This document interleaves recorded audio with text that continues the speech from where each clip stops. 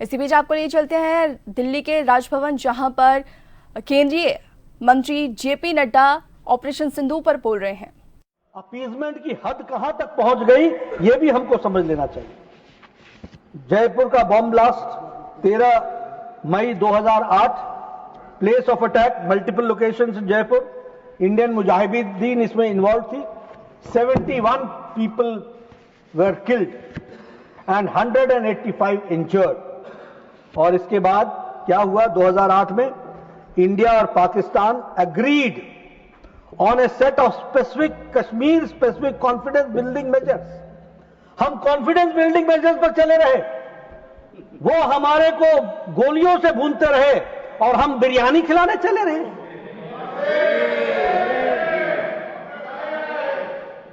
इन्होंने क्या किया? उसके बाद triple entry permit to cross LOC इसकी इजाजत दी। This has happened after this Jaipur incident.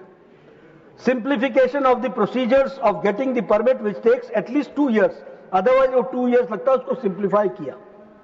Frequency of 2 cross LOC bus services Srinagar Muzaffarabad और पुंछ रावलकोट, इसकी शुरुआत तो की ही की, पहले फोर्टनाइटली था, उसको वीकली कर दिया।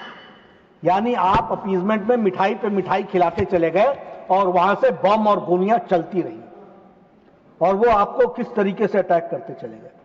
Bangalore serial bomb blast multiple locations पर बैंगलोर में किया गया, उसमें students Islamic Simi was involve, उसमें लोग मारे गए और 20 लोग इंजर्ड हुए। Ahmedabad serial bomb blast in 2008 जुलाई 26, इसमें भी मल्टीपल लोकेशंस में अहमदाबाद में हुआ और इसमें भी इन्वॉल्व इंडियन मुजाहिदीन था।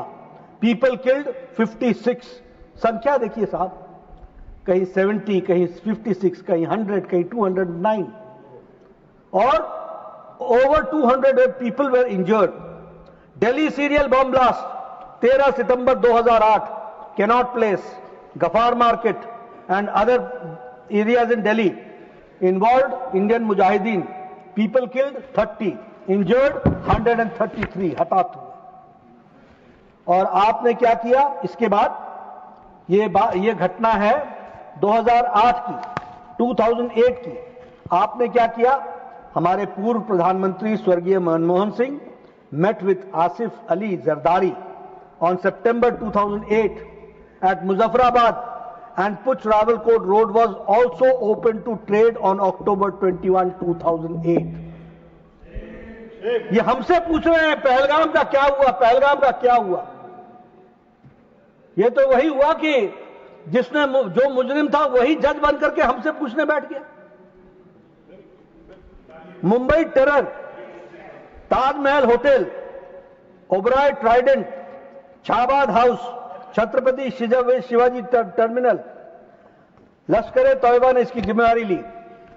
मरने वालों की संख्या 166 और हताहत होने वाले की संख्या 300। हमारी सरकार ने क्या किया? डोजियर भेजा, dossier 26/11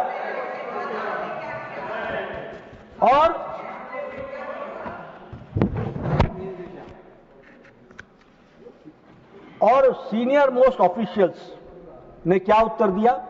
what was there?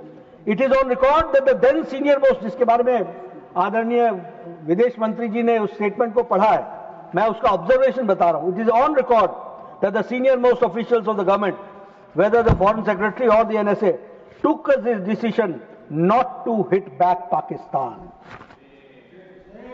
not to hit back Pakistan। इसलिए मैं बोलता हूं, फौजें वही थी, आर्मी वही थी, पुलिस वही थी, नेता का पॉलिटिकल विल नहीं था, पॉलिटिकल पार्टी का पॉलिटिकल विल नहीं था।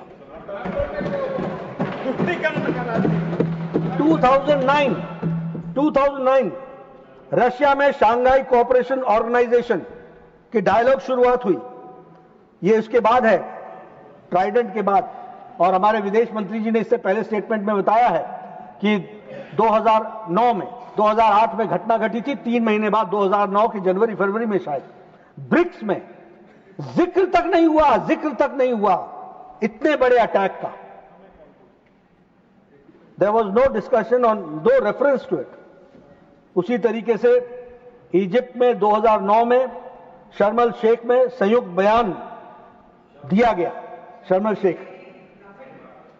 क्या शर्मनाक बयान, शर्म अल शेख में शर्मनाक बयान। और क्या किया, भारत के अंदर टेररिज्म को बलूचिस्तान के साथ जोड़ दिया और हम पार्ट एंड पार्सल बन गए, इक्वल्स पर आकर के खड़े हो गए। Both leaders agreed that the terrorism is a main threat to both countries.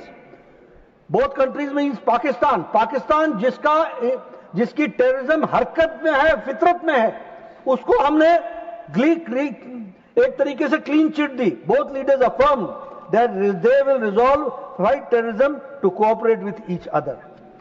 ये किस तरीके से चलता रहा उसका एक छोटा सा नमूना मैंने, क्योंकि हम पहलगाम को देखिए, अगर हम सिर्फ एक टुकड़े में समझने का प्रयास करेंगे नहीं होगा, हमको समझना पड़ेगा क्रोनोलॉजिकल ऑर्डर के तरीके से कि घटनाएं कैसे कैसे देश में चलती रही और पॉलिटिकल लीडरशिप कैसे कैसे रिस्पॉन्ड करती रही, इसको समझना पड़ेगा और इसको ध्यान में लेना पड़ेगा। और उस समय बलूचिस्तान पर अदर एरियाज पर प्राइम मिनिस्टर ने क्या कहा, said that India was ready to discuss issues with Pakistan including the outstanding issues. अब ये ये पॉलिटिकल लीडरशिप है और एक political leadership prime minister Modi की है, जिसने कहा है टेरर और टॉक्स एक साथ नहीं चलेंगे। इसको हमको समझना।